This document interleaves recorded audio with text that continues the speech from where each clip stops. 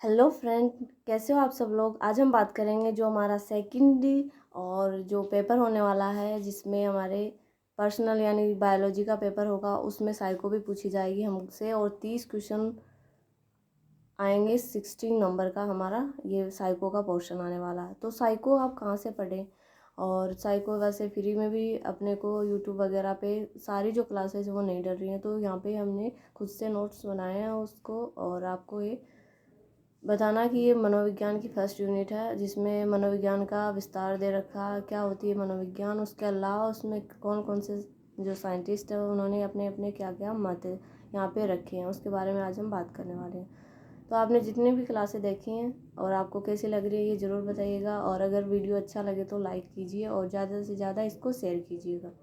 तो आज हम स्टार्ट करते हैं। शिक्षा मनोविज्ञान दो शब्दों से मिलकर बना।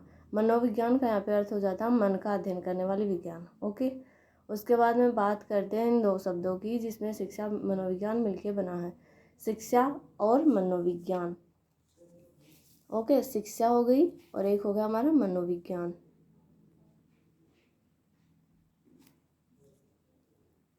और अंग्रेजी का जो एजुकेशन है उससे क्या बनी है, हमारी शिक्षा बनी है। और साइकोलॉजी है उससे क्या बनी है,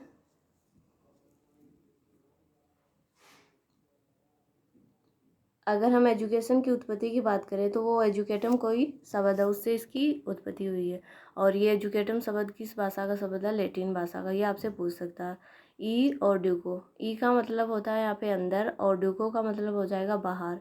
यानी कि अंदर से जो बाहर कोई भी चीज़ हम निकलवाते हैं, बच्चे के अंदर से बाहर की ओर जो भी ज्ञान हम निकलवा रहे हैं वही क्या एक शिक्षा है। इधर हम बात कर लेते हैं साइकोलॉजी की। तो साइकोलॉजी जो टर्म है वो दो ग्रीक शब्द से मिलके बनी हुई है। ठीक है, उसका मतलब होगा साइकी, सोल, और ये होगा लोगोस स्टडी, आत्मा का अध्ययन या विवेचन। अब डेफिनेशन पे चलते हैं। शिक्षा क्या, बालक की अंतर्निहित जो क्षमता है उनका प्रदर्शन करने वाली प्रक्रिया। शिक्षा यानी बच्चा है, ठीक है, बालक है, उसके अंदर से और कोई क्षमताओं का हम प्रदर्शन करवा रहे हैं, वो क्या है, एक प्रकार से शिक्षा है। अब हम बात करेंगे शिक्षा की महत्वपूर्ण परिभाषाएं। शिक्षा की महत्वपूर्ण परिभाषाएं देख लेते हैं हम। ठीक है, शिक्षा की महत्वपूर्ण परिभाषाएं में हम बात करेंगे। सबसे पहले हमारा साइंटिस्ट आएगा फ्रेडसन। उसने क्या भाषा दी थी, आधुनिक शिक्षा का संबंध व्यक्ति और समाज दोनों के कल्याण से। यानी हमारा जो फ्रेंड होगा, आपको टर्म है वो पकड़ के याद करनी है, पूरा का पूरा रट्टाफिकेशन नहीं करना है यहाँ पे। फ्रेडसन ने यानी फ्रेंड हमारा क्या कर रहा है, वो व्यक्ति व समाज दोनों का क्या चाह रहा है, कल्याण चाह रहा है। ठीक है, उसके बाद हम डफविल की बात करते हैं। सेकेंड जो साइंटिस्ट होगा हमारा वो होगा डफविल। अपने व्यापक अर्थ में शिक्षा में वे सब प्रभाव सम्मिलित रहते हैं जो व्यक्ति पर उनके जन्म से लेकर मृत्यु तक पड़ते हैं।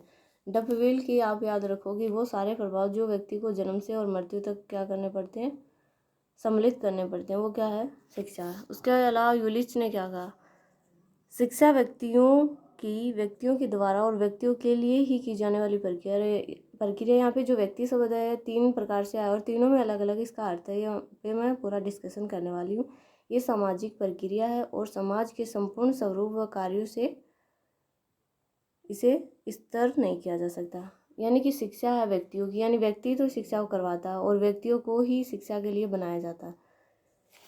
शिक्षा है हमारी वो व्यक्तियों की, ठीक है, लोगों की, लोगों के द्वारा ही और लोगों के लिए की जाने वाली क्या प्रक्रिया है। यानी कि टीचर है वो भी शिक्षा ही करवाता है बच्चों के लिए, और बच्चे फिर उस शिक्षा को आगे तक ले जाते हैं, वो क्या है, एक प्रकार से शिक्षा ही हमारी। तो इन सब स्लाइड में हमने बात कर ली है। अब नेक्स्ट स्लाइड की तरफ चलते हैं। अब हम बात करेंगे जॉन डेवी की। जो जॉन डेवी है उसने क्या कहा, जॉन डेवी, शिक्षा व्यक्ति की उन सभी योग्यताओं का विकास है जिनके द्वारा वह अपने आचरण पर नियंत्रण करने की क्या रखता हो, अपना आचरण, ओके, उसके बाद में नियंत्रण करने की क्षमता प्राप्त करता है तथा अपनी संभावनाओं को पूर्ण करता है। यानी कि अपनी योग्यताओं के द्वारा अपने आचरण पर नियंत्रण कर सकता हो, ऐसी क्षमता वो विकसित कर ले, तो वो क्या है, शिक्षा है। उसके अलावा हम बात करते हैं डगलस और हॉलैंड ने क्या कहा था। डगलस और हॉलैंड ने क्या कहा था, शिक्षा व्यक्ति की जीवन में होने वाले परिवर्तनों को अभिव्यक्त करने के लिए आवश्यक है। यानी हमारे जो जीवन में शिक्षा के संदर्भ में जो परिवर्तन हो रहे हैं ठीक है, तो वो क्या है, शिक्षा है। किसने कही ये बात, डगलस व हॉलैंड ने। अब हॉलैंड से आप याद रखना कि होले होले हमारे क्या हो जाता है, अभिव्यक्ति है वो शिक्षा में, और शिक्षा के कारण हमारे जीवन में जो धीरे धीरे, हॉलैंड से याद रखना, होले होले यानी धीरे धीरे जो परिवर्तन होते हैं वो क्या है, शिक्षा है। अब हम बात करते हैं कोलसेनिक की। तो कोलसेनिक जो साइंटिस्ट है उसने बताया कि शिक्षा मानव की जन्मजात शक्तियों तथा योग्यताओं का विकास करती है।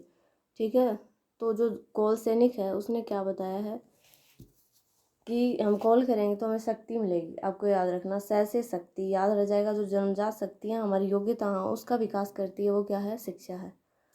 अब जो हमारे महात्मा गांधी जी है उसने ये बताया कि शिक्षा से मेरा अभिप्राय मनुष्य के शरीर, आत्मा व मस्तिष्क के सर्वांगीण व सर्वोत्तम विकास से है।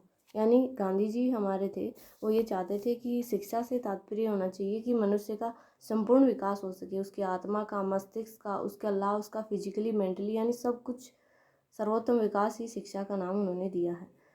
और उसके अलावा मनोविज्ञान में प्लेटो और अरस्तु नामक जो साइंटिस्ट हैं वो अपनी अहम भूमिका निभा चुकी हैं। तो प्लेटो और अरस्तु पे क्वेश्चन आ सकता है, शिक्षा शारीरिक, मानसिक व बौद्धिक विकास की प्रक्रिया। प्लेटो ने क्या कहा है, जैसे प्लेट है हमारी, ठीक है, उसमें शारीरिक, मानसिक और बौद्धिक, आपको ये याद रखना तीनों टर्म होंगी, वो किसने दिया, प्लेटो ने।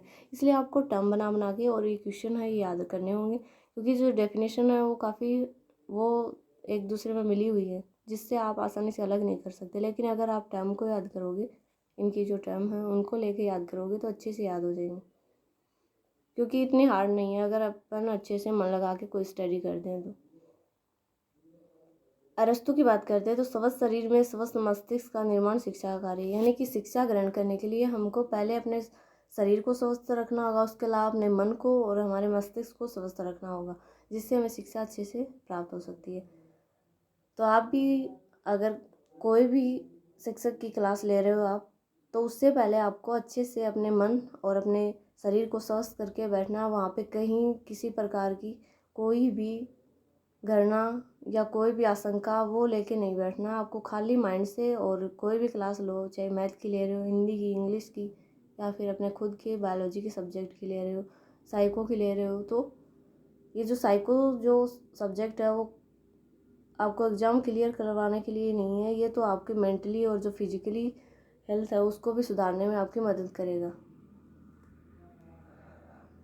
स्पेंसर की बात कर लेते हैं हम। शिक्षा से तात्पर्य अंतर्निहित शक्तियों तथा बाह्य जगत में समन्वय स्थापित करना, यानी कम्युनिकेशन। से समन्वय याद रखना। स्पेंसर ने ये कहा कि हमें क्या करना, शिक्षा से जो भी शक्तियाँ बाह्य जगत में और जो हमारे अंदर है उनमें क्या करें, हम समन्वय करते हैं, यानी कम्युनिकेशन करते हैं, यानी कोऑर्डिनेशन करते हैं। समन्वय का अर्थ यहाँ पे कोऑर्डिनेशन से हो जाएगा।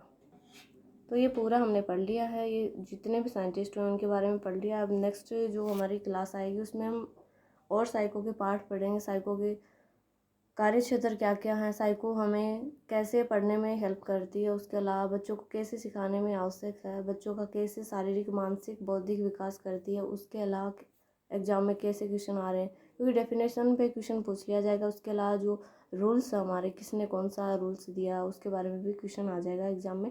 तो यहाँ पे आपको बिल्कुल